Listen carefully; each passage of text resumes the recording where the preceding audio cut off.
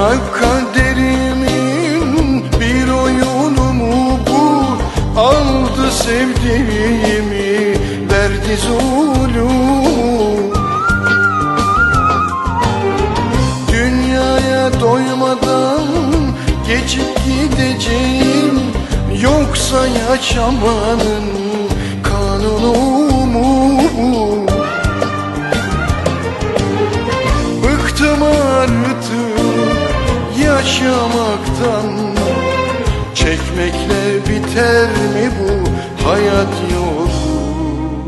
Ah ah, bu yalnızlık